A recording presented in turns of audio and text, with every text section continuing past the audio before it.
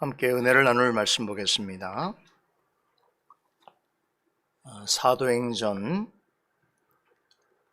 1장 1절로 3절입니다.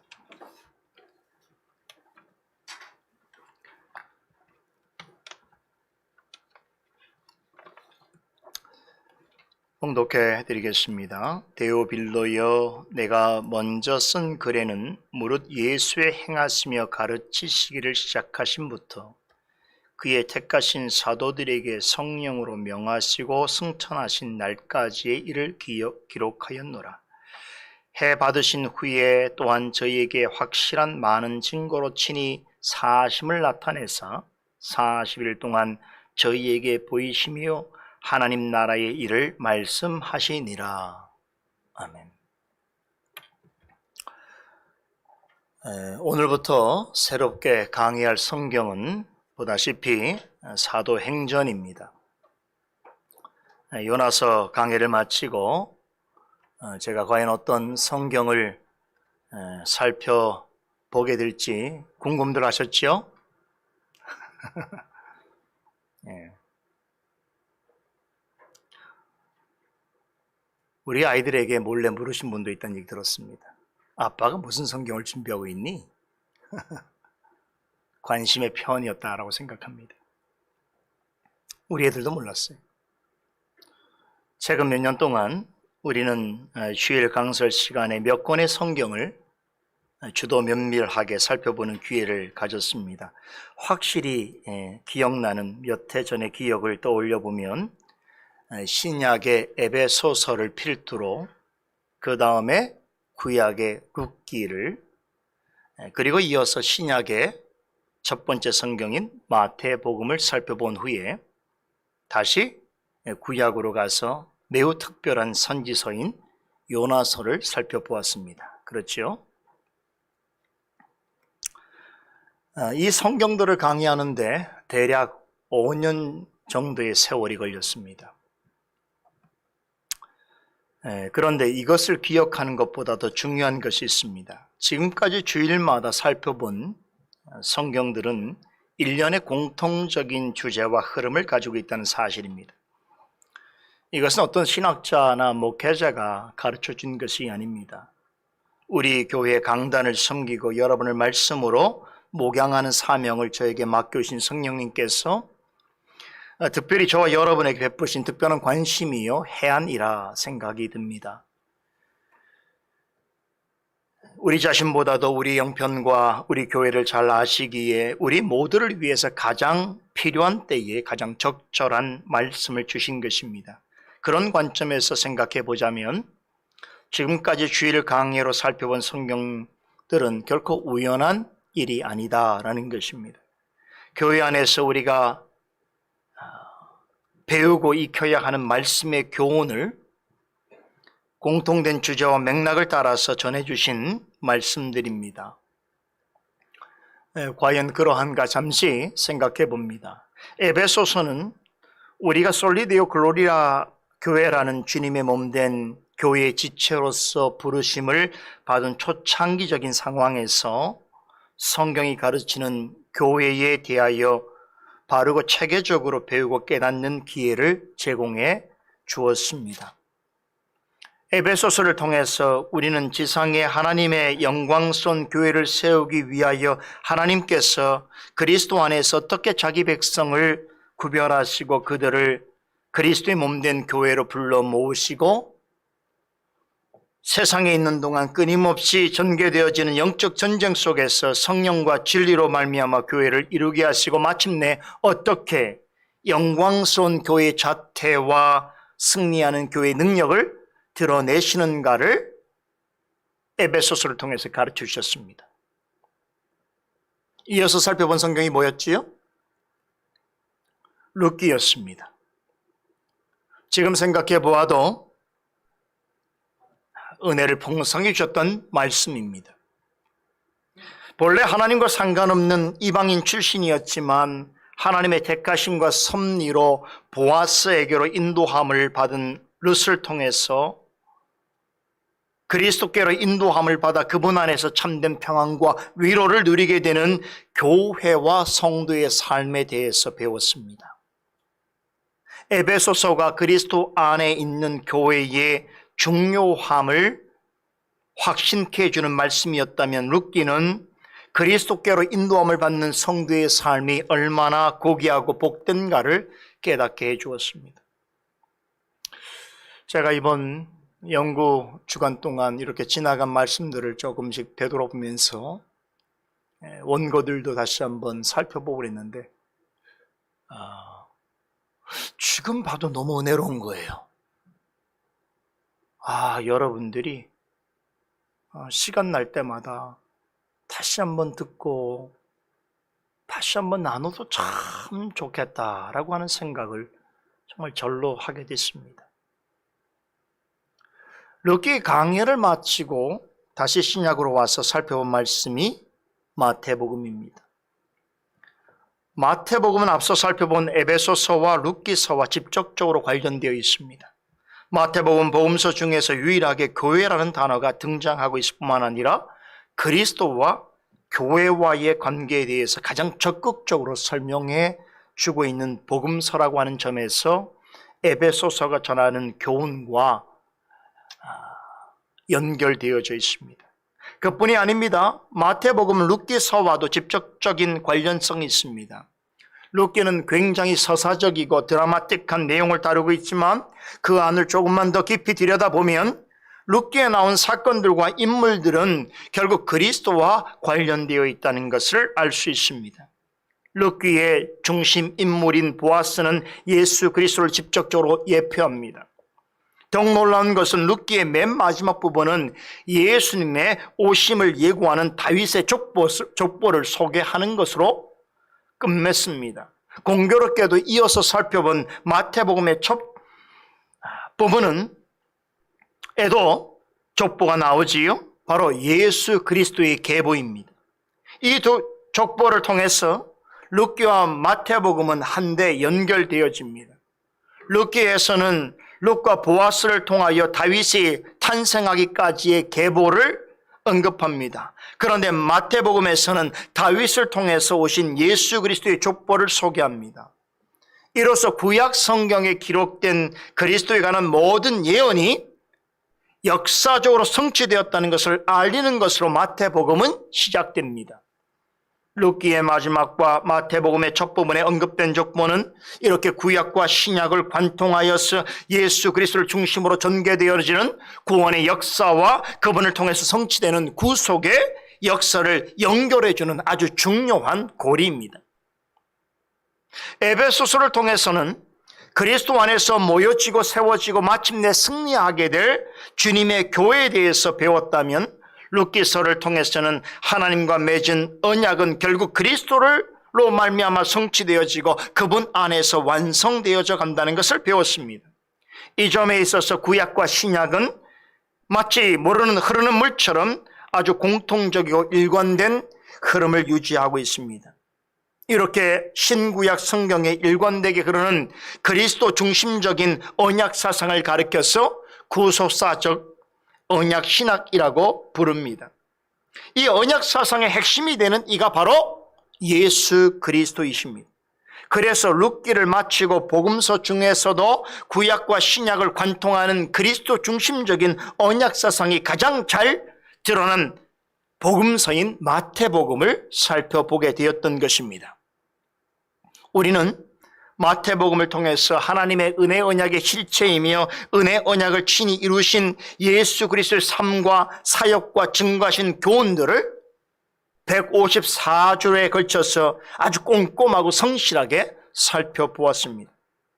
마태복음은 아브람과 다윗의 자손 예수 그리스도의 세계라라고 하는 말씀과 함께 예수님의 탄생과 공생의 과정을 거쳐서 결국 예루살렘에 이르러서 십자가에 죽으시지만 약속대로 3일 만에 부활하신 예수님의 전 일대기를 소개합니다. 그리고 맨 마지막에 하늘로 오르시기 전에 제자들에게 내가 너희에게 분부한 모든 것을 가르쳐 지키게 하라 볼지어다 내가 세상 끝날까지 너희와 항상 함께 있으리라 라고 전하신 말씀으로 맞춰집니다. 하나님께서는 그리스도 안에서 구원하기로 택하신 백성이 육신적인 아브라함의 자녀가 아니라 예수님께서 다시 오실 때까지 전파되어지는 복음을 통해서 하나님께로 나올 온 세계에 흩어져 있는 영적인 아브라함의 자손이라는 것을 가르쳐 주시는 것으로 마태복음을 마무리되고 있습니다. 마태복음에 이어서 살펴본 요나서는 구약 성경 중에서 이런 하나님의 의도를 가장 잘 드러낸 성경입니다. 요나서 강의 첫 시간에 제가 소개한 기억이 있습니다만, 요나서 주석에 있어서 최고의 권위자로 인정받는 휴 마틴이라는 신학자는 요나의 전도에 대해서 이렇게 평가합니다. 요나의 전도는 이스라엘의 출애굽 사건으로부터 메시아의 오심과 이방인의 부르심에 이르기까지의 구속사의 가장 위대한 사건 가운데 하나이다. 그의 표현에 따르면 요나가 이방인에게 복음을 전하게 되었던 것은 하나님의 구속사에 있어서 가장 위대한 사건 중에 하나로, 예수님께서 제자들을 향해서 온 세상에 복음을 전파하라고 하신 약속을 미리 보여주신 매우 중대한 사건이라는 것입니다. 이렇게 유대인을 통하여 이방인들을 부르시는 것은 요나서의 가장 중요한 주제 중에 하나입니다. 예수님의 지상사역을 소개하는 복음서들은 예수님께서 나사렛과 갈릴리에서 그 사역을 시작하여서 사마리아와 유대를 지나서 마침내 예루살렘에 이르는 동안에 복음을 증거하신 여정을 소개하고 있습니다. 예수님께서 예루살렘에서 죽으시고 부활하시고 승천하신 후에 그 복음은 그의 제자들을 통해서 예루살렘으로부터 점점 더 먼 곳으로, 다시 말해서 온 세상으로 점점 널리 퍼져나가게 됩니다. 이 일을 위하여 예수님께서는 하늘에 오르시면서 제자들에게 성령을 보내어 주시고 그들로 하여금 성령 충만케 하셨습니다. 이런 성령 충만의 은혜를 받은 제자들은 성령님의 가르침과 인도하심에 따라서 예수님의 복음을 온 세상에 전파하고자 했습니다.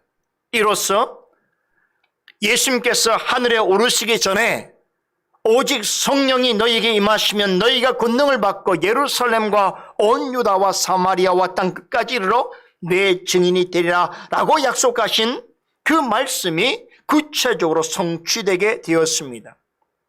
놀랍게도 사도행전과 마태복음은 요나서에 공통적으로 약속되어져 있는 온 세상을 향하여 복음을 선포하는 일, 즉 오직 성령에 의지하여 복음을 전함으로 예루살렘과 온 유다와 사마리아와 땅끝까지로 나의 증인이 되라고 당부하신 예수님의 말씀이 역사 속에서 실제로 성취되어져 가는 과정을 기록한 유일한 성경입니다. 실제로 사도행전의 전체 내용은 놀랍게도 1장에서 7장은 예루살렘에서의 사역, 8장에서 12장은 온 유대와 사마리아에서의 사역, 그리고 13장에서 28장까지는 땅끝까지 이르는 그런 복음의 역사를 소개해 주고 있습니다. 성령에 감화된 사도들이 예수 그리스도의 복음을 예루살렘으로부터 시작해서 온 유대와 사마리아를 거쳐서 땅끝까지 전하는 과정을 소개하고 있는 것입니다. 성령님의 감동하심을 따라서 기록된 말씀 중에 중요하지 아니한 것은 아무것도 없습니다.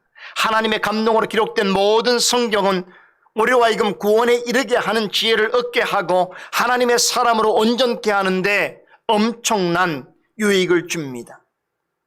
그렇지요? 모든 성경은 다 귀중합니다. 그 중에서도 특히 저는 사도행전을 우리에게 주신 하나님께 특별한 감사를 전하고자 합니다.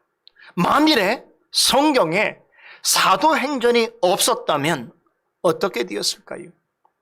예수님께서 하늘에 오르시면서 예고하신 그 약속, 즉 너희는 가서 모든 족속으로 제자를 삼아 아버지와 아들과 성령의 이름으로 세례를 주고 내가 너희에게 분부한 모든 것을 가르쳐 지키게 하라. 볼지어다 내가 세상 끝날까지 너희와 항상 함께 있으리라 라고 하신 그 말씀, 또한 오직 성령이 너희에게 임하시면 너희가 권능을 받고 예루살렘과 온 유다와 사마리아에 와 땅끝까지 이르러 내 증인이 되리라고 하신 그 말씀, 이 말씀이 다시 말하면 하늘에 오시면서 예수님께서 제자들과 교회들에게 남겨주신 이 중대한 유언이 역사 속에서 구체적으로 어떻게 성취되어 가는가를 알 수 없었을 것입니다. 요나서를 비롯하여서 여러 구약 성경에서 예언한 예루살렘과 유다의 지경을 넘어서 사마리아를 거쳐서 땅끝까지 이르기까지 어떻게 복음이 전파되었으며 하늘에 오르신 예수님께서 성령님을 통해서 땅끝까지 복음이 전하는 동안 어떤 일을 행하셨는지를 도대체 알 수 없었을 것입니다. 그리하였다면 복음이 오늘 우리에게까지 어떻게 도달하였으며 그런 과정 속에서 하나님의 뜻이 어떻게 드러났으며 그와 같은 하나님의 뜻을 이루기 위해서 성령께서 구체적으로 우리에게 어떤 일을 행하셨는지를 우리는 알 수 없었을 것입니다.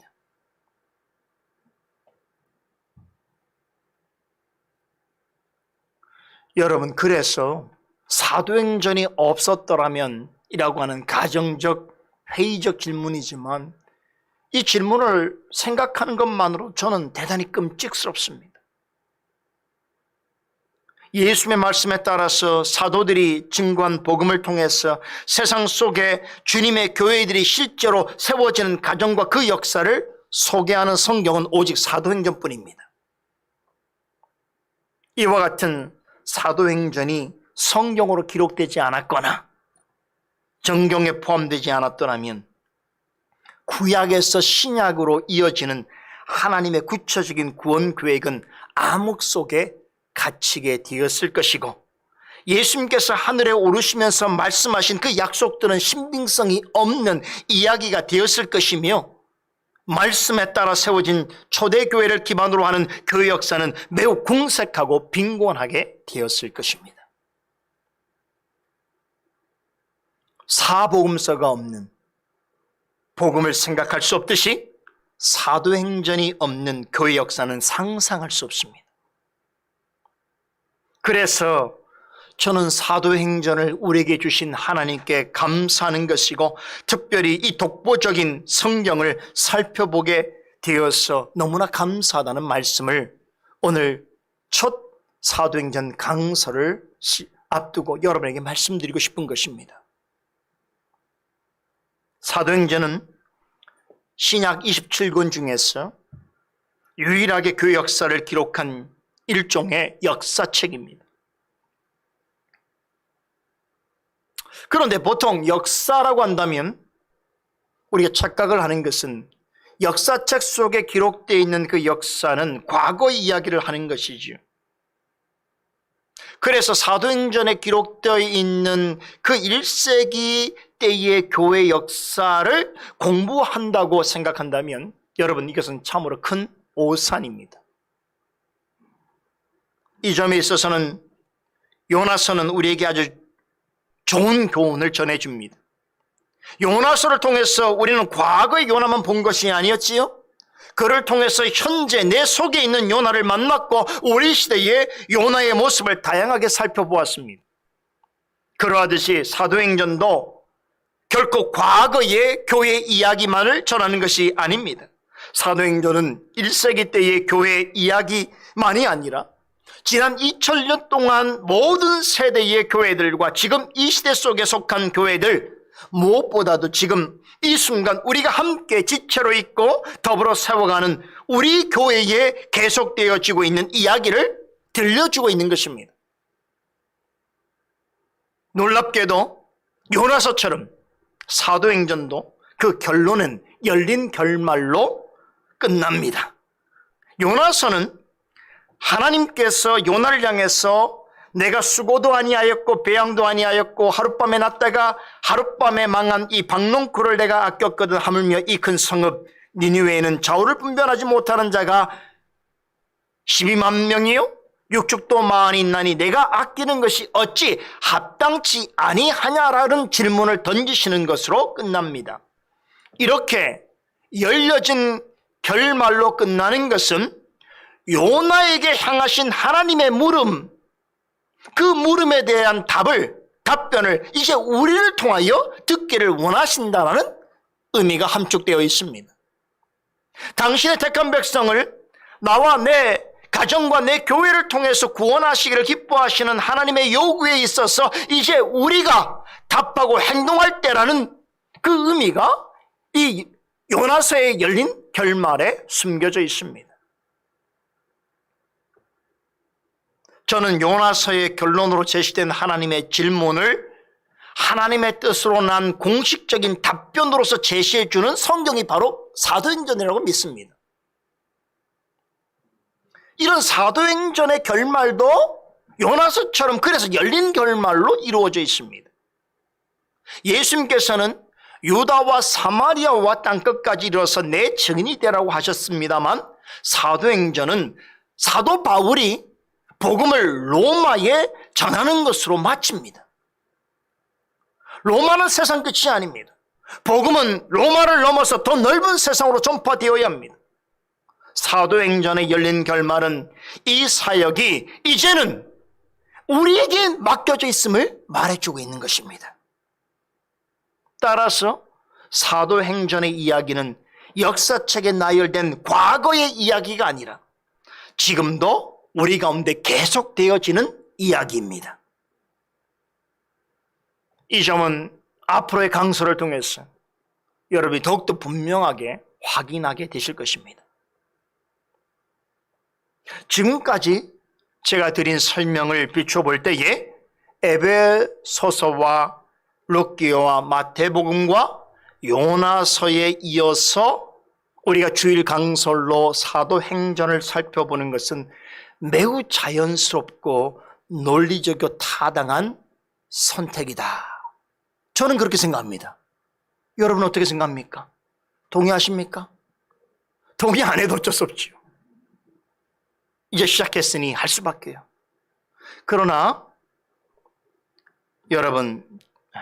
여러분에게 주일 강설의 성경을 선택하고 또 그것을 연구하고 전하는 것이 저의 몫이라고 생각할 수 있습니다만 그렇다고 무조건 저의 의지로 임의로 되어지는 일이 아님을 기억하시기 바랍니다. 교회 강단에서 공적으로 말씀을 선포하는 일은 대단히 영적인 활동입니다. 사람의 생각과 말로만 되는 것이 아닙니다. 사람이 하는 일 같아 보여도 그 배후에는 성령께서 간섭하시고 주관하시는 일입니다. 사람의 입을 통해서 전해지는 말이라도 성령께서 듣는 사람의 영을 조명하시고 그 마음에 감동을 주셔야 말씀의 은혜를 누리게 되는 대단히 영적인 일입니다.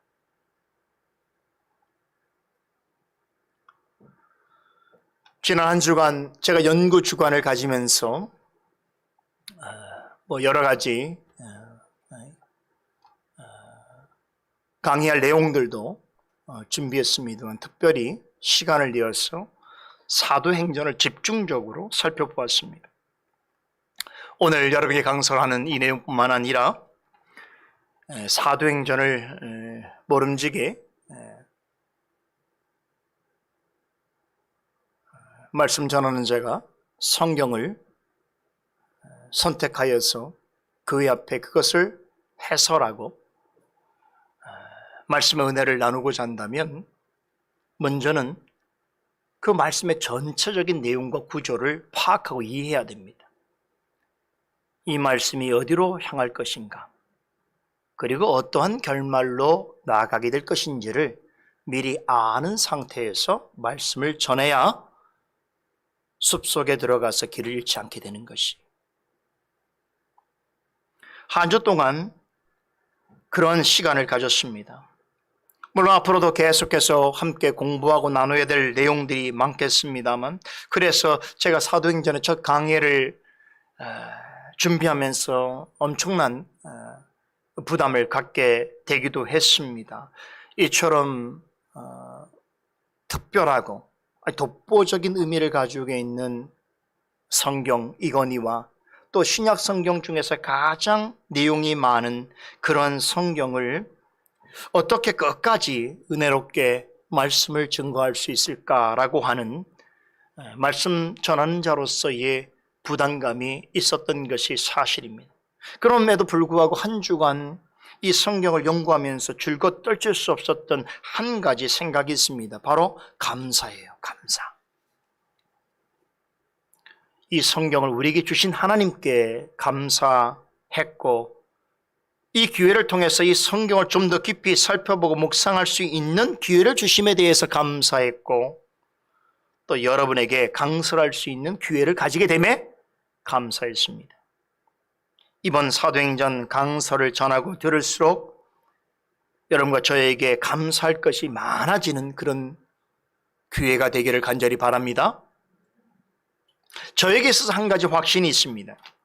제가 지금은 다 말씀드릴 수가 없는데요, 그럼에도 이 성경을 강해해 가는 중에 하나님께서 왜 이때에 이 상황에서 우리로 하여금 이 성경을 살펴보게 하셨는지 하나님의 기쁘신 뜻이 갈수록 분명히 드러나게 해 주실 줄로 저는 믿습니다.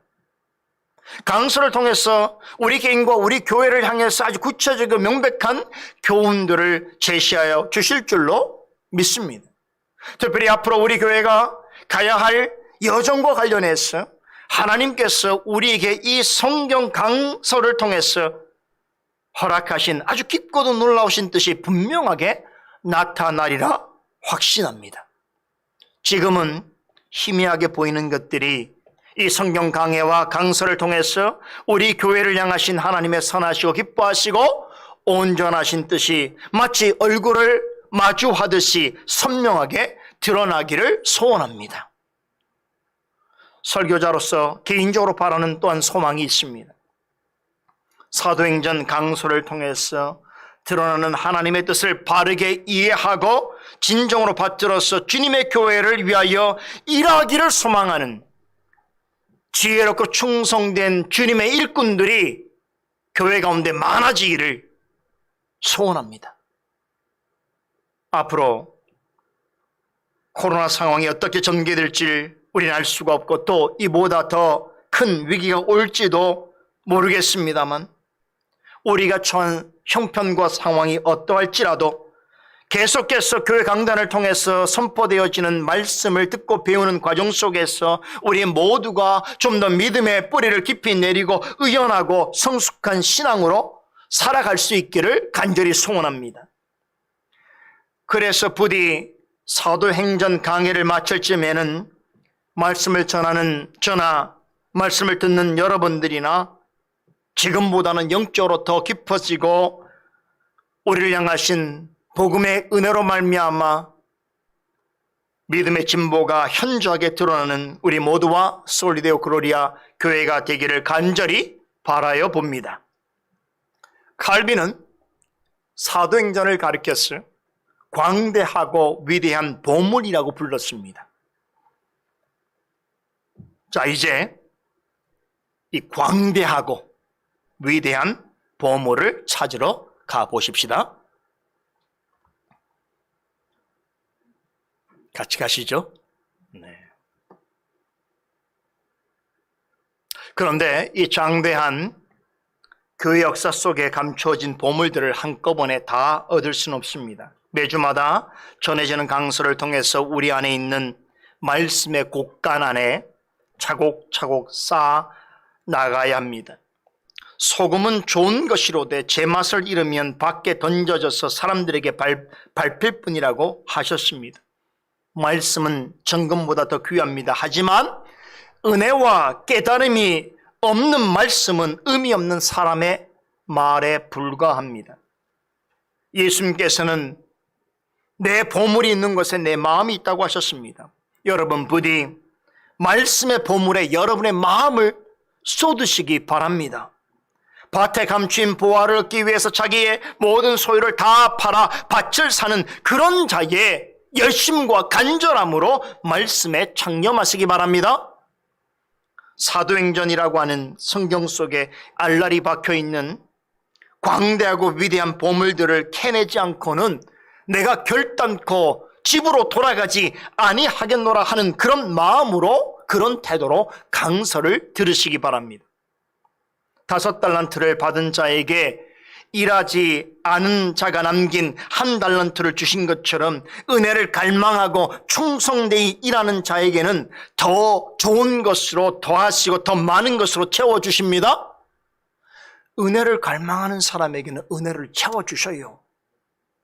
그러나 보물을 얻는 자리에 있을지라도 그 가치를 알지 못하고 참으로 게으르고 인색한 그런 마음을 가진 사람은 처음 된 자리에 있을지라도 나중될 수 있습니다.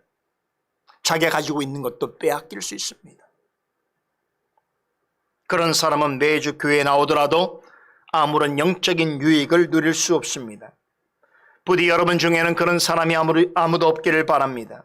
목마른 사슴이 신의 문을 찾아서 헐떡이듯이 달고 오묘한 말씀의 은혜를 간절히 열망하면서 이 강설에 집중하시기 바랍니다. 그런 분은 반드시 강설을 통해서 은혜와 선한 진보를 맛보게 될 것입니다. 지금 당부해 드리는 말씀을 우리가 다 같이 마음에 새기면서 이제 사도행전 속에 알랄이 박혀있는 광대하고 위대한 보물들을 캐러 가보겠습니다. 언급해 드린 것처럼 사도행전은 마태복음과 더불어서 신약 성경 중에서 가장 내용이 깁니다. 28장으로 구성되어 있어요.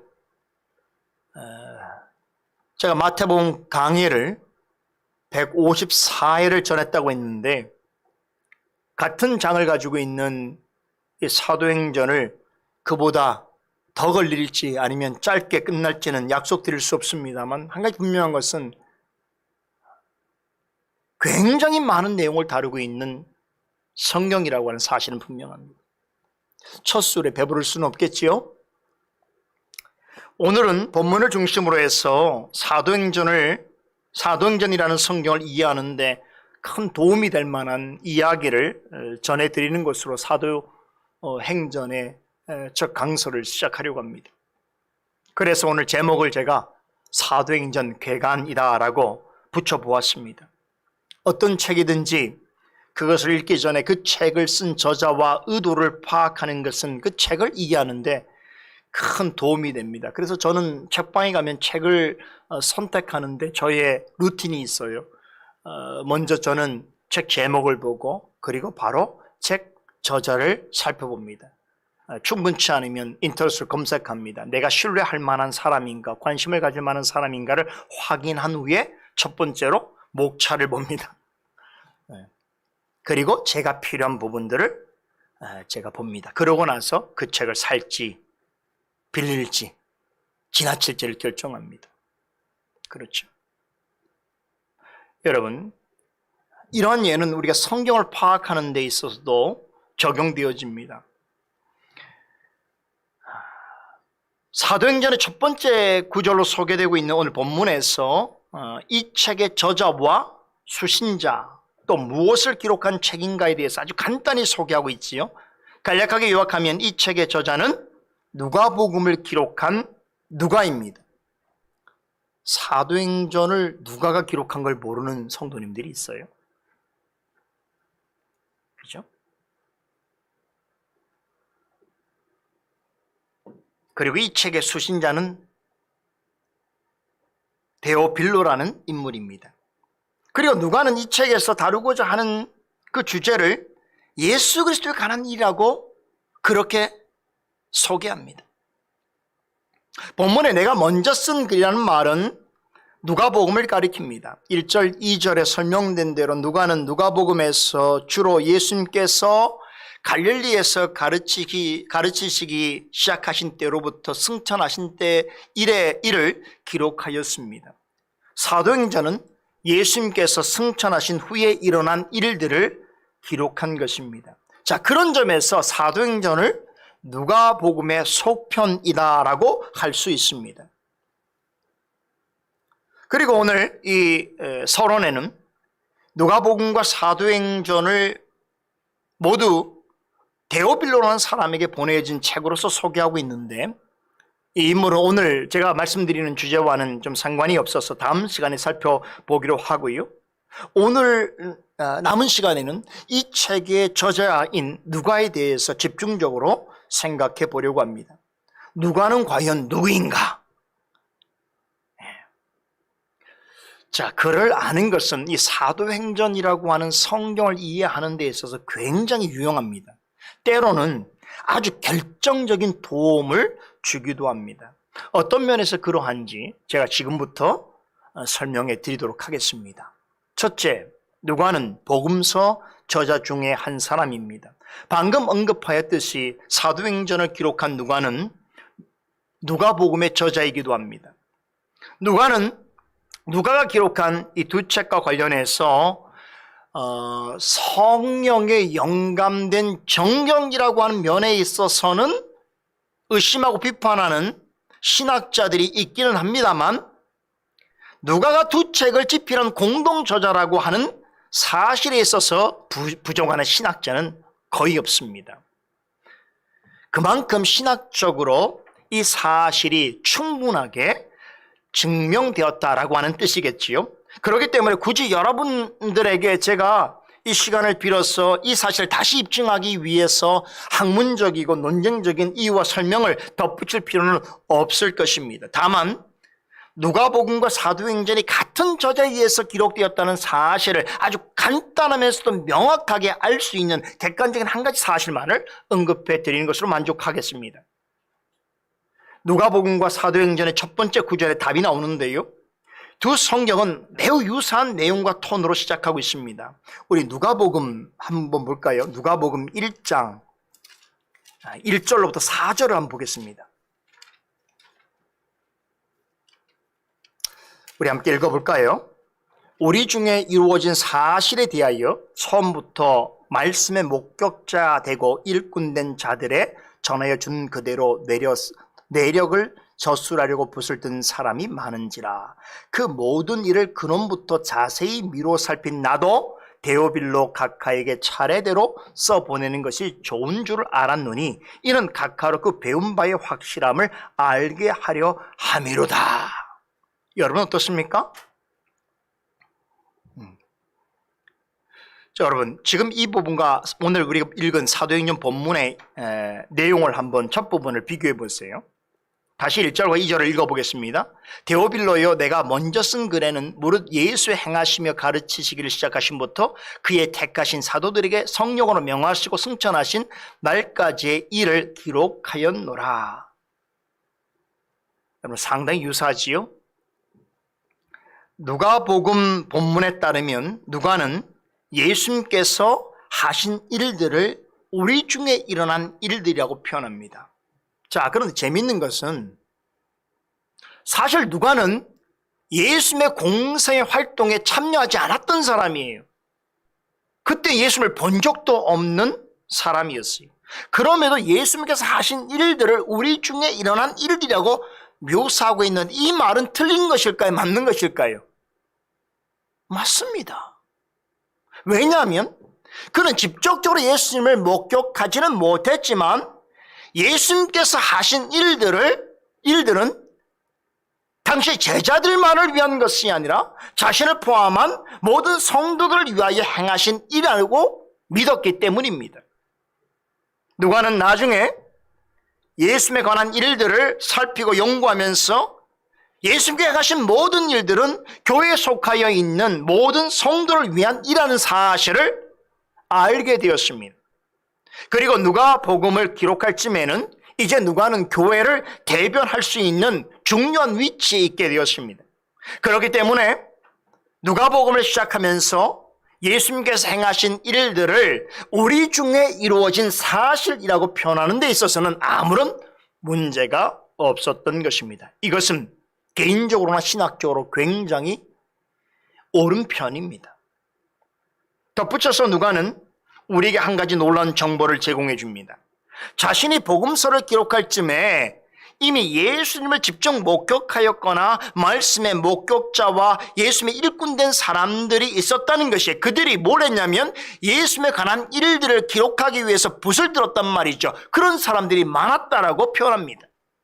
이 말은 예수님의 직계 제자인 마태와 요한 같은 이가 복음서를 기록한 것을 언급한 것이기도 하고, 또 한편 당시에는 마가와 누가처럼 예수님으로부터 직접적으로 부름받은 직계 제자는 아니었어도 예수님을 직접 목격한 제자들이 경험한 일들을 전해 듣고 배우고 하는 사실을 기반으로 해서 복음서를 기록한 이들이 있었는가 하면, 누가가 복음서를 기록할 쯤에는 예수님께서 승천하신 후에 약 한 세대가 지난 시점이었습니다. 약 한 30여 년이 지난 시점에 초대교회 안에는 이러저러한 이유로 예수님에 관한 종교적인 글을 쓰는 사람들이 꽤 많았던 것 같습니다. 누가는 그러한 사람들, 즉 예수님이 행하신 일과 관련해서 그때에 붓을 들어 예수님에 관한 일들을 기록하는 많은 사람들 중에서 자신도 예수님에 관한 일들을 시작부터 아주 자세하게 살펴보았기 때문에 예수님에 관한 일들을 기록으로 남기게 되었다라고 고백하고 있는 것입니다. 그렇게 해서 탄생된 첫 번째 책이 누가복음입니다. 여기서 그가 쓴 이 책을 복음이라고 하는 말을 붙이는 것은 그가 비록 예수님을 직접 목격한 자는 아니었을지라도 그가 쓴 이 말씀은 그의 개인적인 생각이나 경험을 바탕으로 한 것이 아니라 마태와 마가와 요한처럼 예수님의 생애와 활동과 교훈들과 그와 얽혀 있는 내용들을 성령의 영감을 따라서 기록하였기 때문에 초대교회에서는 누가의 첫 번째 책에 복음이라고 하는 말을 붙여 사용했습니다. 누가가 이 복음서를 기록하고 두 번째로 기록한 것이 사도행전입니다. 누가복음이 예수님의 생애에 집중한 것이라면 사도행전은 예수님의 생애가 마친 이후의 일들, 즉 예수님께서 하늘로 올라가신 후에 일어난 일들을 기록한 것입니다.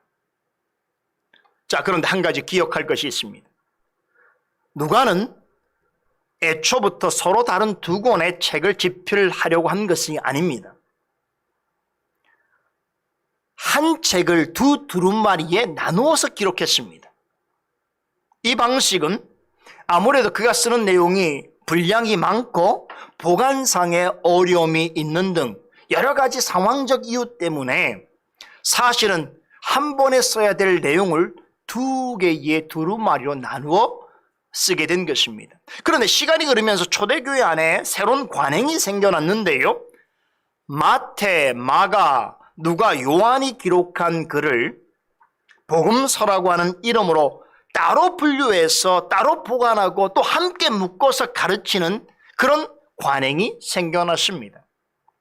그러다 보니 누가의 두 번째 두루마리 책인 사도행전은 마치 복음서와는 전혀 다른 책인 것처럼 또 누가가 기록하지 않은 것처럼 분리되고 말았습니다. 누가복음과 사도행전에 기술된 내용과 형식에 차이점이 있다는 점을 우리가 감안할 때에 충분히 이해할 수 있는 일이기도 합니다만, 누가복음과 사도행전을 분리하는 것은 누가의 의도가 아니었다는 점은 우리가 반드시 기억하고 있어야 합니다. 사실 누가는 두 권의 다른 책이 아니라 하나의 책을 두 권으로 기록한 것입니다. 이런 이유로 어떤 신학자들은 사도행전을 누가행전이라고 부르기도 합니다. 누가복음과 사도행전이 마치 서로 다른 책인 양 분리하려고 하는 그런 의도를 경계하는 것이지요. 사도행전이라고 하는 책 이름은 누가가 붙인 것이 아닙니다. 2세기경의 초대교회 때에 붙여진 이름입니다. 그래서 이름만 보면 사도행전이라고 하면 사도들의 활동을 소개한 책인가 보다 하고 우리가 생각하기 쉽습니다만, 오히려 그들이 전한 그리스도와 성령과 말씀에 의해서 주님의 교회가 세워지는 이야기를 증거하고 있습니다. 다시 말해서 사도행전에서도 누가의 관심은 누가 복음에서 보여준 대로 예수 그리스도와 그분의 말씀에 있다는 것이지요.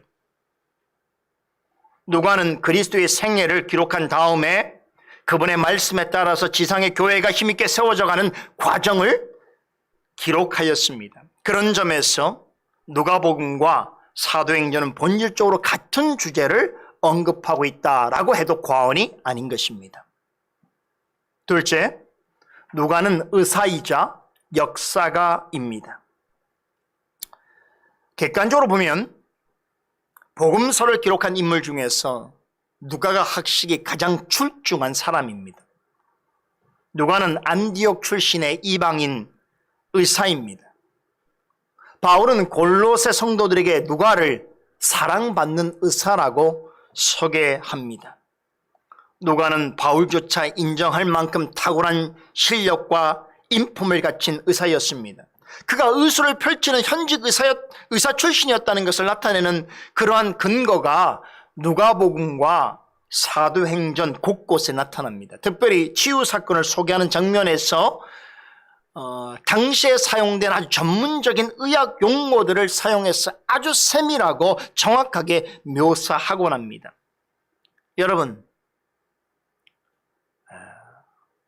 오늘날 의사들처럼 당시에도요, 당시처럼 먼 옛날에도 의사들은 상당히 많은 지식과 엄격한 훈련을 받아야 했습니다. 그 때문인지 신학자들은 누가가 쓴 문서는 상당한 학문적 수양과 실력을 갖춘 사람이라고 여길 만한 아주 고급한 어휘들과 생동감 넘치는 표현들이 넘쳐난다고 경탄합니다.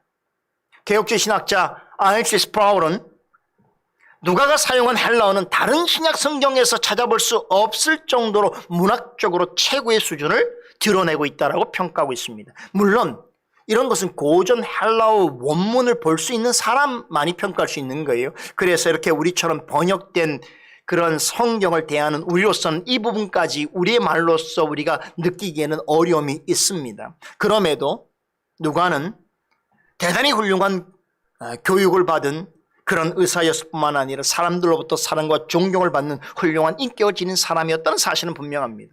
무엇보다도 지적으로 탄탄하게 구비된 지성과 안목과 관찰력을 가지고 누가복음과 사도행전을 기록하였다는 것이지요.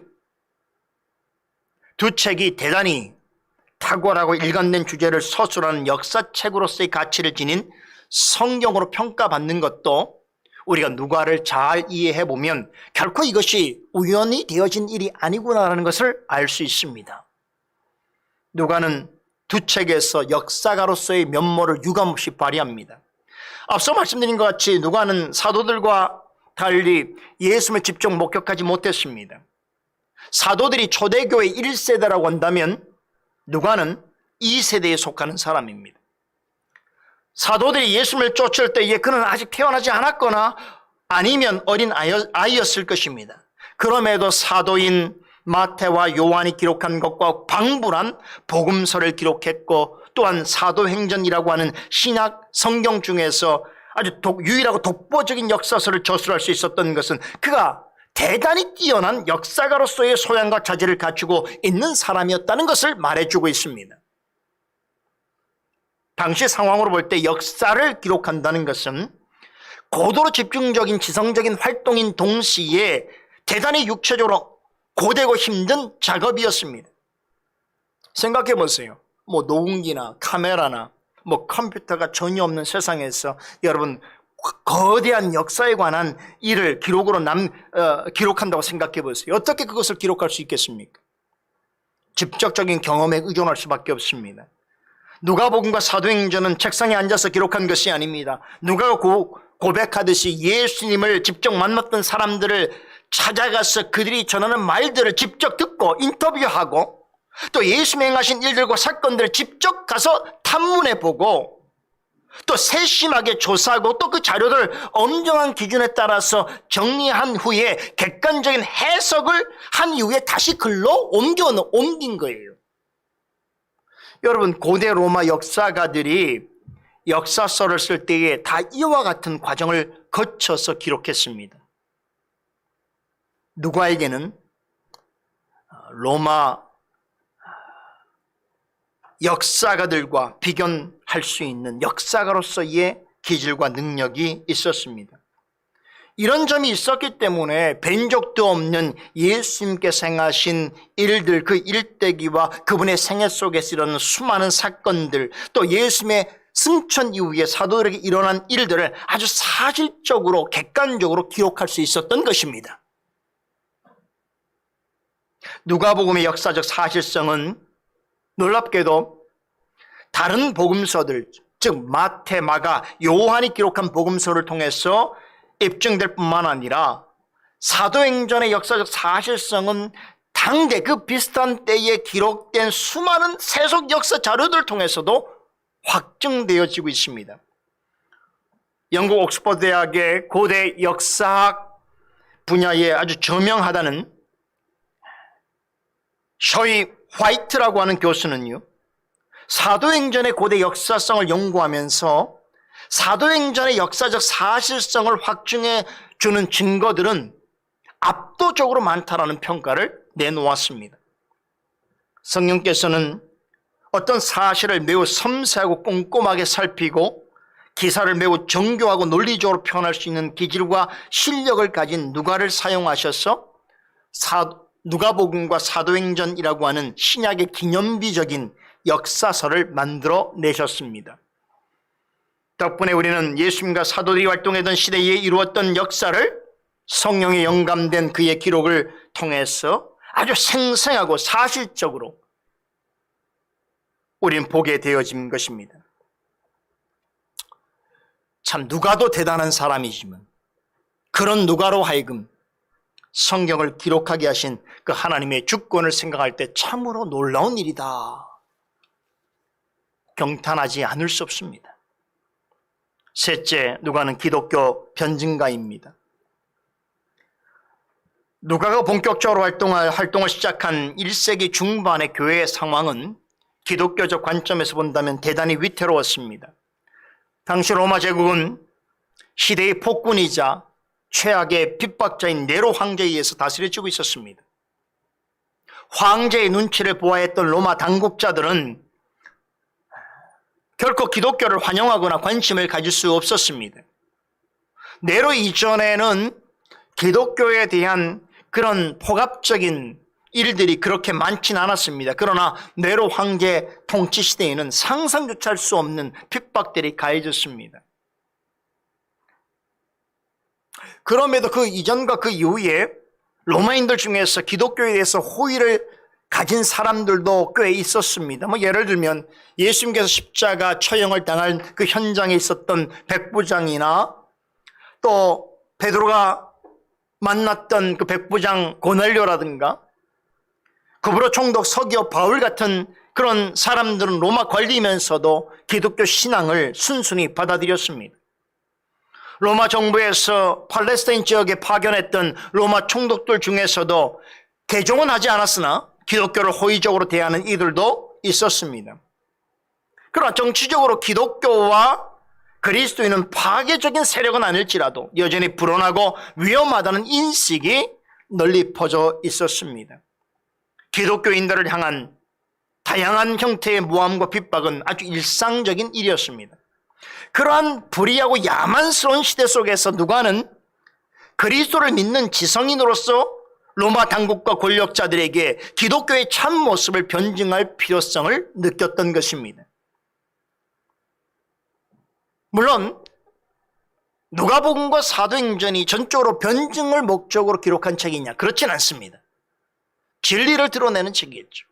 그럼에도 누가는 자신이 직접 추적하고 연구하고 경험한 역사적 사실들을 근거로 해서 기독교와 그리스도인들에 대해서 맹목적인 비난과 핍박이 난무하는 그러한 시대를 향해서 또한 그 시대의 권력을 가진 자들에게 예수 그리스도와 그분으로 인해서 발생한 기독교와 그를 믿고 따르는 그리스도인들이 얼마나 순전한 종교인이고 또한 기독교가 얼마나 합법적이고 선한 종교인가. 결코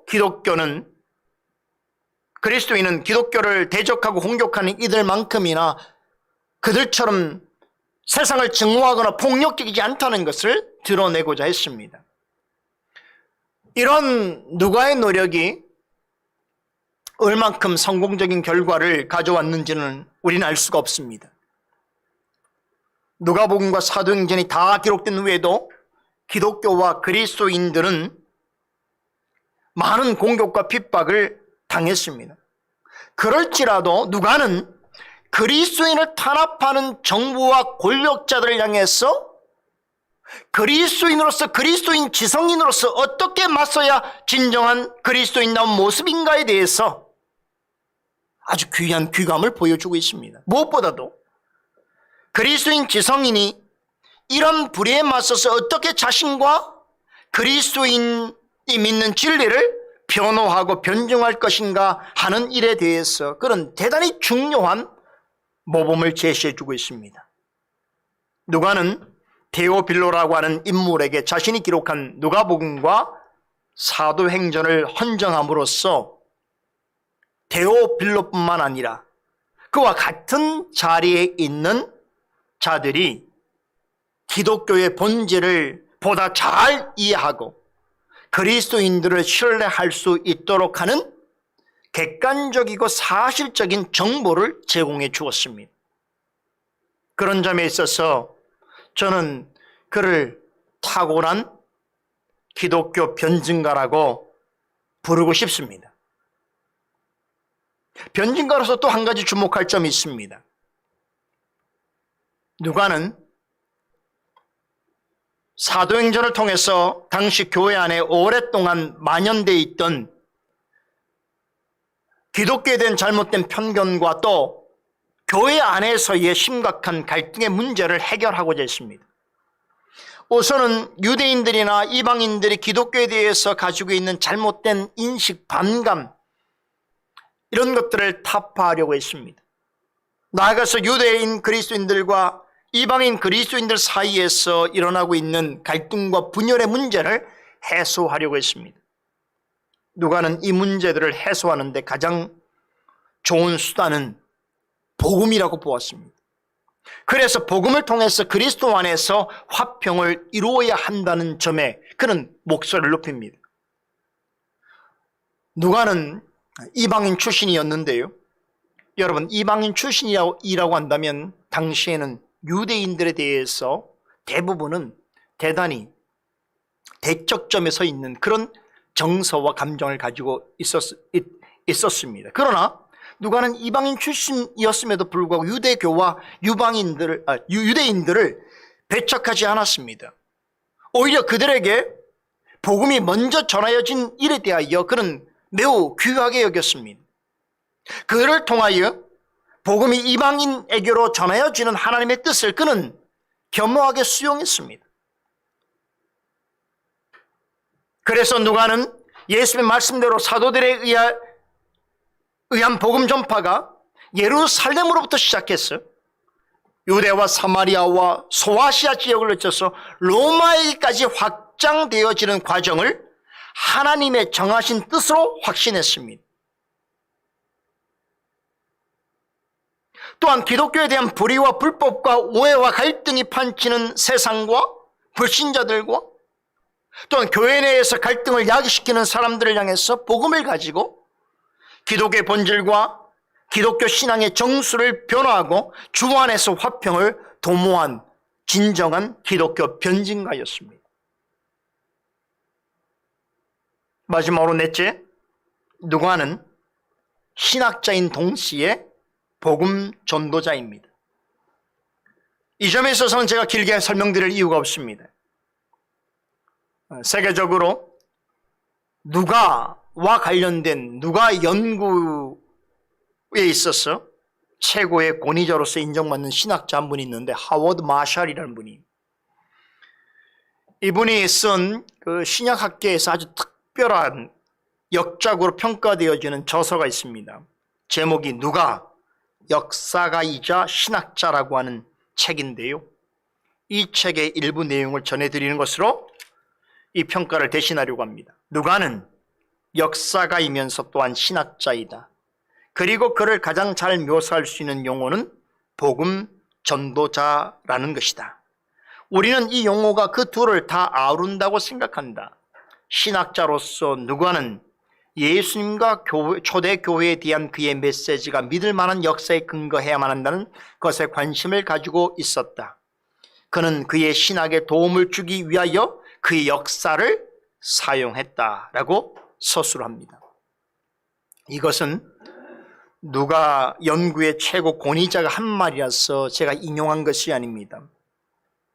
앞으로 이 사도행전 강서를 통해서 이제 여러분들이 제가 지금 말씀드린 누가에 관한 누가가 얼마나 탁월한 신학자이며 복음 전도자인가 하는 사실에 대해서는 여러분들이 강서를 통해서 직접 경험하고 느끼고 설득될 것입니다. 그런데 한 가지 놀라운 사실만 팁으로 전해드리면, 여기서 누가가 뛰어난 신학자라고 하는 말은 신약의 신학자는 뜻이 아니에요. 제가 마태복음을 강의하면서 마태를 가리켜서 대단히 뛰어난 구약 신학자라는 표현을 사용했던 것을 기억하는 분들이 있을 것입니다. 그런데요, 놀랍게도 누가는 이방인이었음에도 불구하고 마태만큼이나 구약을 잘 이해한 신학자였습니다. 구약에 통달한 신학자였어요. 그가 구약을 얼마나 체계적으로 정통한 사람이었는지에 대해서는 누가복음뿐만 아니라 사도행전을 통해서도 잘 드러납니다. 이 부분도 앞으로의 강해를 통해서 제가 여러분들에게 증명해 보이겠습니다. 마지막으로 누가는 탁월한 복음 전도자였다는 것을 기억해야 됩니다. 어떤 점에서 이렇게 평가할 수 있는가 하면 말씀으로 구원을 설명하는 데 있어서 그런 탁월한 소질을 발휘합니다. 앞으로 계속되는 강해 속에서 우리는 탁월한 신학자여 열정적인 복음 전도자인 그를 자주 만나게 될 것입니다. 이제 오늘 강설의 결론을 맺고자 합니다. 그러나 우리의 최종 관심사는 이 성경의 인간 저자인 누가를 아는 것이 아닙니다. 제가 사도행전을 잘 이해하기 위해서 그에 관하여서 오늘 소개해 드렸습니다만, 우리의 최종 관심의 대상은 누가가 아닙니다. 그가 그토록 목숨을 바쳐 사랑했고 마음을 다해 경배하고자 했던 우리의 영원한 구원자이시자 중보자이시며 심판주이신 우리 구주 예수 그리스도입니다. 이분이 우리의 최종 관심 대상이어야 합니다. 또한 성령과 사도들을 통하여 전하여 주신 말씀을 바르게 알고 믿음으로 하나님이 행하시는 일을 함께 기뻐하고 그분이 원하시는 하나님 나라를 그분의 뜻대로 세워가야 하는 일, 이것이 사도행전 강해와 강서를 통해서 우리가 집중해야 될 중요한 관심사입니다. 이 부분을 강조하면서 오늘 사도행전 첫 번째 강서를 마치도록 하겠습니다. 기도하십시다. 거룩하신 하나님, 늘 우리에게 가장 적절한 때에 가장 필요한 말씀을 통해서 우리 영혼을 먹이시고 살리시고 새롭게 하시는 하나님의 은혜에 감사를 드립니다. 하나님께서 교회의 공적인 자리를 통해서 또한 하나님께 예배하는 중에 공적인 말씀 선포를 통하여 우리에게 들려주는 교훈들은 결코 우연한 일이나 사적인 일이 아님을 고백합니다.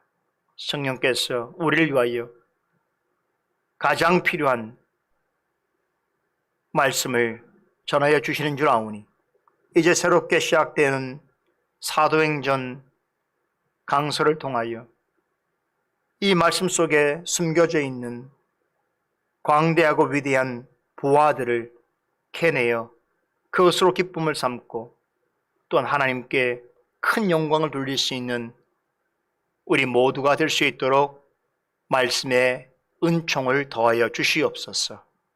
감사드리며 예수 그리스도 이름으로 기도드리옵나이다. 아멘.